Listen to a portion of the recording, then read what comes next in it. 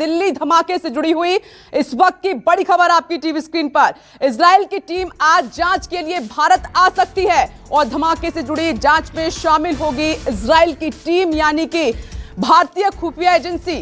भारत की टीम और इजराइल की टीम अब मिलकर इन्वेस्टिगेशन करेंगे। भारत में रहने वाले ईरानियों से भी होगी पूछताछ। जी हां, देखिए, कल ही लगातार इस पर जोर दिया जा रहा था कि कुछ दिन पहले जो ईरान से नागरिक भारत आए हैं और पहले से जो भारत रह रहे हैं उनकी डिटेल मांगी जा रही है, उनको लिस्टेड किया गया है। तो इस वक्त की ये बड़ी खबर है कि धमाके से जुड़ी जांच में इजराइल की टीम भी शामिल होगी। और इस खबर पर राहुल प्रकाश लाइव जुड़ गए हैं ज्यादा जानकारी के साथ। राहुल, इस वक्त की सबसे बड़ी खबर यही कि इजराइल की टीम भी अब भारतीय जांच में शामिल होगी, हिस्सा होगी, यानी कि भारत की टीम और इजराइल की टीम मिलकर जांच करेंगे बम धमाके की।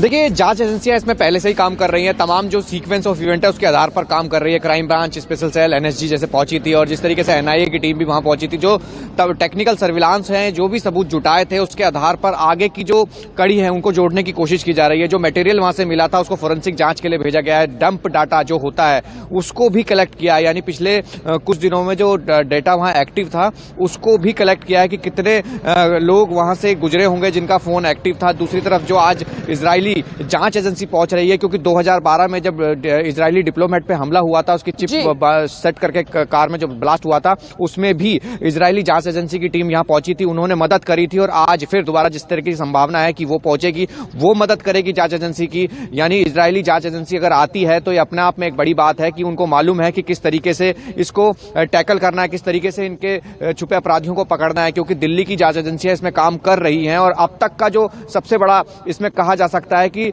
जो डेटा है, जो स्केच है, वो तैयार किया जा रहे हैं और जांच एजेंसी का इंतजार है कि जैसे वो आएगी और उसका तरीका जो काम करने का है, क्योंकि अपने आप में एक बड़ी जांच एजेंसी उसे कहा जाता है, क्योंकि 2012 में जिस तरीके से बताया कि उन्होंने ही मदद करी थी दिल्ली की जांच एजेंसियों का, यानी जांच एजेंसियां इसमें काम कर रही हैं। लगातार ये साफ हो रहा है कि कुछ ना कुछ इसमें जो ईरानी लोगों का कनेक्शन बताया जा रहा है कि उनसे भी पूछताछ होगी। जो पिछले एक हफ्ते के आए और गए होंगे उनको भी खंगाला जाएगा। रूट मैप जिस तरीके का देखा गया है उसको भी देखा जा रहा है। यानी कई ऐसी चीजें हैं जिसमें कई खुलासे हो सकते हैं, लेकिन इंतजार इजरायली जांच एजेंसी का है, वो किस तरीके से इसमें अपना साथ देती है, किस तरीके से सबसे बड़ी बात कि कासिम सुलेमानी का जिक्र है, मोहसिन का भी जिक्र है, यानी कि बदले की भावना भी साफ तौर पर नजर आ रही है। राहुल,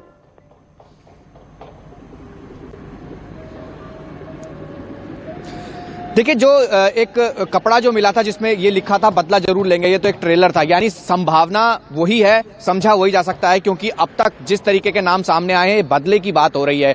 किसी आम इंसान को बदला, यानी आम इंसान को वो चोट नहीं पहुंचाना चाहते थे, लेकिन टारगेट क्या था ये समझ में आता है। कहीं ना कहीं इसको उससे जोड़ के जरूर देखा जा रहा है। यही वजह है कि इजरायली जांच एजेंसी साथ होंगी तो कई चीजें ऐसी होंगी जो साफ हो सकती हैं। यानी इसके छुपे, जिस तरीके से कहा जा रहा है कि एक बड़ा हमला नहीं था, लेकिन इसको एक ट्रेलर समझा जा सकता है कि उन्होंने एक दिखाया हो कि हम आगे क्या करने वाले हैं। तो जाहिर सी बात है, एक नाम आना और उस तरीके से इस तरीके का मैसेज आना, ये अपने आप में एक बड़ी बात है, क्योंकि पार्लियामेंट और तमाम जो लुटियंस जिससे कहा जाता है कि महज कुछ दूरी पर ये धमाका हुआ था। कहा कि धमाका छोटा था लेकिन साजिश ये बहुत बड़ी है। लेकिन इस वक्त की बड़ी खबर जो राहुल ने ब्रेक की है कि जो इजराइल की टीम है वो भारत आ सकती है, जांच में शामिल हो सकती है। इस पीछे एक और बड़ी खबर, राजधानी दिल्ली में इजरायली दूतावास के पास हुए धमाके के पीछे अंतरराष्ट्रीय साजिश भी दिखाई दे रही है। साजिश किसी और देश में रची गई, दुश्मन कहीं और बैठा था और धमाका दिल्ली में हुआ।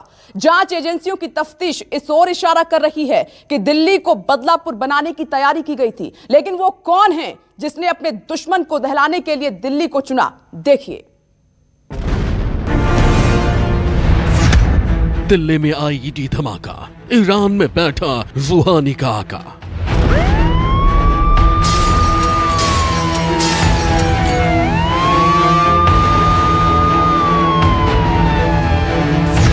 सीसीटीवी में कैद सबूत, ब्लास्ट ईरान की करतूत।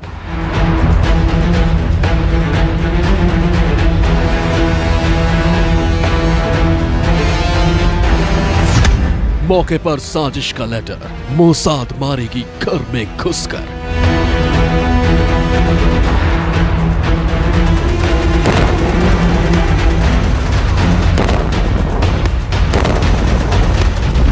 29 जनवरी को इजरायली दूतावास के पास हुआ धमाका भले ही छोटा था, लेकिन ये एक बड़ी गहरी अंतर्राष्ट्रीय साजिश का हिस्सा था। ये मिडिल ईस्ट के दो देशों की दुश्मनी का ब्लास्ट था, जिसका स्टीयरिंग दिल्ली की तरफ घूम गया। ईरान ने इजराइल से बदले के लिए रूट बदला था और बकौल रूहानी ये सिर्फ एक ट्रेलर था। जैसे जैसे दिल्ली धमाके की जांच आगे बढ़ रही है, वैसे वैसे साजिश से पर्दा हटने लगा। देश की एजेंसियों के साथ साथ अब इंटरनेशनल एजेंसी भी जांच में शामिल हो गई। शुक्रवार शाम 5:05 पर धमाका ऐसी जगह हुआ था जहां कई स्तर की सुरक्षा रहती है, हर वक्त कड़ा पहरा रहता है। भारत से इजराइल की दूरी 4532 किलोमीटर दूर है, लेकिन जैसे ही दिल्ली में इजरायली दूतावास के पास धमाका हुआ, इसकी गूंज हजारों किलोमीटर दूर इजराइल तक सुनी गई। भारत और इजराइल ने इस आईईडी धमाके को आतंकी साजिश करार दिया, जिसके बाद धमाके की साजिश को ट्रैक करने के लिए सुरक्षा एजेंसियों ने जांच का दायरा बढ़ा दिया। इजराइल एम्बेसी के पास जहाँ पर ब्लास्ट हुआ है वहाँ पर एनएसजी की टीम पहुंची है। एनएसजी की जो एक्सप्लोजिव एक्सपर्ट्स हैं वो यहाँ पर पहुंचे हैं। दरअसल ब्लास्ट जब कल शाम को हुआ था, उसके बाद से लगातार स्पेशल सेल और जो एनआईए की टीम तमाम जांच कर रही है, लेकिन अभी भी जो बॉम्ब था उसको लेकर कई सवाल हैं, जिनके जवाब देने के लिए अब एनएसजी की टीम यहाँ पर पहुँची है। मानेसर से एनएसजी की टीम यहाँ पर पहुँची है, जो अब मौके पर मुआयना करके, मौके की जाँच करके तमाम चीज़ों की जो जानकारी है वो पुलिस के साथ साझा करेगी, क्योंकि एक्सप्लोजिव एक्सपर्ट्स हैं एनएसजी के, ये जो हर तरह के विस्फोटक के अच्छी खासी जानकारी रखते हैं। और ये अब क्योंकि पुलिस के पास अभी कई ऐसे सवाल हैं जिनके जवाब अभी तक नहीं मिले हैं, और उसके लिए अब एनएसजी की टीम यहाँ पर उन सवालों के जवाब तलाशने आई है। जांच एजेंसियों को मौके से साजिश वाला एक ऐसा लिफाफा मिला है जिसका एक एक शब्द ईरान पर उंगली उठा रहा है। इस लिफाफे में मिली चिट्ठे में लिखा है, इजरायली दूतावास के बाहर हुआ धमाका सिर्फ एक ट्रेलर है। इस चिट्ठी में 2 ईरानी नागरिकों का जिक्र है। इसमें 2020 में मारे गए कासिम सुलेमानी और ईरान के वरिष्ठ न्यूक्लियर वैज्ञानिक मोहसिन फखरीजादे का नाम लिखा है। इस चिट्ठी के सामने आते ही जांच एजेंसियों की तफ्तीश का एंगल ईरान की तरफ घूम गया। शुक्रवार को इजरायली दूतावास के पास हुए बम धमाके के तार ईरान से जुड़ते हुए जा रहे हैं। दरअसल दिल्ली पुलिस को धमाके की जगह से कुछ दूरी पर एक चिट्ठी मिली है, जिसमें जो ईरान के एक टॉप कमांडर कासिम सुलेमानी और इसके अलावा न्यूक्लियर साइंटिस्ट का जिक्र है, जिन्हें शहीद बताया गया है, और उसको लेकर इजराइल को धमकी भी दी गई है। इस मामले को गंभीरता से लेते हुए पुलिस ने अब जो पिछले कुछ दिनों में ईरानी लोगों की दिल्ली में आवाजाही रही या फिर आसपास गतिविधि रही, उनकी जानकारी इकट्ठा करना शुरू कर दी। साथ ही होटल से भी जानकारी मांगी जा रही है कि पिछले कुछ दिनों में कितने ईरानी नागरिक वहां पर पहुंचे हैं या ठहरे हैं, या फिर उनकी कोई और जानकारी जो अब यहां पर भारतीय एजेंसियों के पास है, उनको इकट्ठा किया जा रहा है। जांच एजेंसियों को आसपास लगे सीसीटीवी फुटेज में 2 संदिग्ध भी नजर आए। एजेंसियों को शक है कि इस धमाके के पीछे इन्हीं दोनों का हाथ हो सकता है, जिसके बाद एजेंसियों ने उस टैक्सी ड्राइवर को ट्रैक किया जो इन्हें यहाँ लेकर पहुंचा था। इजरायली दूतावास के पास जहां बम ब्लास्ट हुआ, वहां पर एक बार स्पेशल सेल की टीम एक बार फिर से पहुंची है, और डीसीपी यश कुशवाहा यहां पर पहुंचे हुए। और देखिए जो स्पेशल सेल की टीम है वो अपने इक्विपमेंट के साथ पहुंची है, जो तमाम एंगल हैं उनकी जांच कर रही है कि आखिर जो बम का इम्पैक्ट कितना था। ये देखिए ट्राइपॉड पर एक इक्विपमेंट लगा हुआ है, जिसके जरिए जो मौका था, जो स्पॉट है, उसको पूरा मुआयना किया जा रहा है और उसकी डिटेल्स नोट की जा रही है। शुरुआती तफ्तीश में इस बात के भी सबूत मिले हैं कि दिल्ली को दहलाने के लिए अमोनियम नाइट्रेट का इस्तेमाल किया गया था। पुलिस को मौके से बॉल बेयरिंग तार बरामद हुई। इसके अलावा बम बनाने के लिए जिस कवर और बैटरी का इस्तेमाल किया गया था वो भी मिल गया है। पुलिस को मौके से एक दुपट्टा भी मिला है जो आधा जला हुआ है। इस धमाके के पीछे जैश उल हिंद नाम के आतंकी संगठन का नाम भी सामने आया है। जैश उल हिंद ने सोशल मीडिया पर एक मैसेज करते हुए हमले की जिम्मेदारी ली है, जिसकी तह तक जाने के लिए एजेंसियां एक्टिव हो गई हैं। जांच एजेंसियां रिक्रिएशन कर जानने की कोशिश कर रही हैं कि हाई सिक्योरिटी जोन में आखिर कैसे साजिश को अंजाम दिया गया। ये जो मैसेज फ्लैश किया गया, इसमें साफ तौर पर लिखा है a strike in the heart of Delhi, यानी कि दिल्ली के दिल में एक स्ट्राइक की गई है। और by the grace and help of Almighty Allah, soldier of the Jaish ul Hind were able to infiltrate a high security area in Delhi, यानी कि दिल्ली के हाई सिक्योरिटी जोन में इन्होंने एक बम प्लांट किया, धमाका किया। हालांकि जो दिल्ली में घटना हुई है अभी तक ये कोई भी सबूत इस तरह के नहीं मिले हैं कि ये जो संगठन है, इस तरह का कोई संगठन को लेकर एजेंसी ज़्यादा गंभीरता से नहीं ले रही है। इजरायली दूतावास के बाहर हुए बम धमाके का 29 कनेक्शन भी जांच एजेंसियों की तफ्तीश का एंगल है। धमाका उस दिन किया गया जिस दिन भारत और इजरायल की कूटनीतिक दोस्ती के 29 साल पूरे हुए और तारीख भी 29 जनवरी की ही चुनी गई।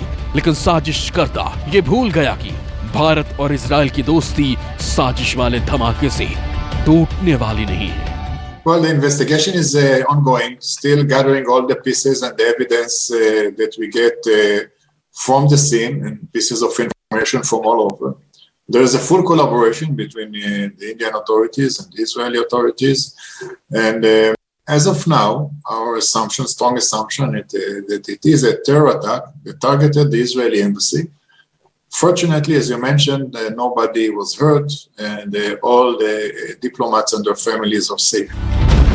धमाका भले ही छोटा था, लेकिन इसकी गूंज इजराइल तक सुनी गई है। यही वजह है कि भारत से लेकर इजराइल तक की जांच एजेंसियां एक्शन मोड में हैं। Bureau report, news 24।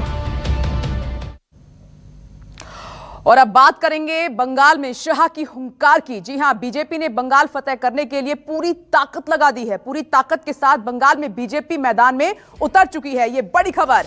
आज केंद्रीय मंत्री अमित शाह हावड़ा रैली में लोगों से वर्चुअल संवाद करेंगे और इस रैली में केंद्रीय मंत्री स्मृति ईरानी हावड़ा में उस वक्त मौजूद रहेंगी। बीजेपी की इस रैली में ममता के बागी 5 कद्दावर नेता भी दिखाई देंगे, जो कल ही दिल्ली में अमित शाह की मौजूदगी में बीजेपी में शामिल हुए हैं। देखिए, ये टीएमसी के लिए बहुत बड़ा झटका है। 3 केंद्रीय मंत्री और विधायकों के बीजेपी में शामिल होने का सिलसिला लगातार जारी है। हावड़ा जिला का डुमूर जिला स्टेडियम देखें कि यहीं पे जो बीजेपी पार्टी की सभा होने वाली है। कह सकते हैं कि अमित शाह की मौजूदगी में यहाँ सभा होना था, क्योंकि दिल्ली में ब्लास्ट हो चुका है और उसके वजह से अमित शाह यहाँ पे नहीं पहुँच पा रहे हैं, लेकिन कार्यक्रम हो रहा है। और अमित शाह जो यहाँ पे बीजेपी पार्टी में टीएमसी के जो विधायक थे, वैशाली डालमिया थी, राजीव बनर्जी जी थे, रतीब जो यहाँ पे थे वो उत्तरपाड़ा के जो विधायक थे, वो पार्टी में शामिल हो चुके हैं और यहाँ पे आज कार्यक्रम होना चाहिए। दिखाएंगे कि जो सुरक्षा व्यवस्था के साथ देखिए किस तरह से पूरा चौक चौबंद सुरक्षा व्यवस्था रखा गया है और स्मृति ईरानी यहाँ पे मौजूद रहेंगे। अमित शाह का जो वर्चुअल जो मीटिंग होगा, देखिए किस तरह से जो डॉग स्पॉट की टीम है यहाँ पे लगातार बाकायदा चेकिंग हो रहा है कि कोई संदिग्ध वस्तुएं ना हो। देखिए सुरक्षा के लिहाज से देखिए यहाँ पे जो कार्यक्रम चल रहा है, बाकायदा जो सुरक्षा कर्मी है वो चप्पे चप्पे पे नजर रखे हुए हैं। हर किसी वस्तु की यहाँ पे चेकिंग हो रही है। तो कह सकते हैं कि जो हावड़ा लगातार टीएमसी का गढ़ माना जाता था, यहाँ पे टीएमसी का वर्चस्व रहता था, लेकिन अब जिस तरह से राजीव बनर्जी यहाँ पे टीएमसी पार्टी का दामन छोड़ के बीजेपी में पहुंच रहे हैं, वैशाली डालमिया जो कि बाली की विधायिका थी वो पहुंच चुकी है, तो कहीं ना कहीं देखें जो हावड़ा अब बीजेपी के लिए एक तरह से मजबूत किले के रूप में है। और यही इसी मन से आज जो विधायक है यही सारे बीजेपी में एक औपचारिक तौर पर उन्होंने कल दिल्ली में अमित शाह के नेतृत्व में वहाँ बीजेपी ज्वाइन कर ली, लेकिन आज यहाँ जिस तरह से कह सकते हैं बीजेपी पार्टी में ज्वाइन होकर एक आगाह करेंगे 2021 के विधानसभा को देखते हुए, क्योंकि जिस तरह से देखें टीएमसी में लगातार बागी जो नेता है बीजेपी का दामन थाम रहे हैं और आज इसी मन से जो टीएमसी के विधायक थे अब बीजेपी में शामिल हो जाएंगे। मनोज पांडे, न्यूज़ 24 हावड़ा।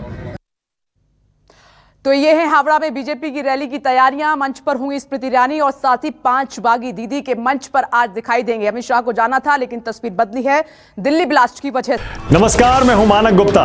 अगर आपको हमारा ये वीडियो पसंद आया हो तो इसे लाइक और शेयर जरूर करें और हाँ, हमें सब्सक्राइब और फॉलो करना ना भूलें, ताकि आप देश और दुनिया की कोई खबर मिस ना करें।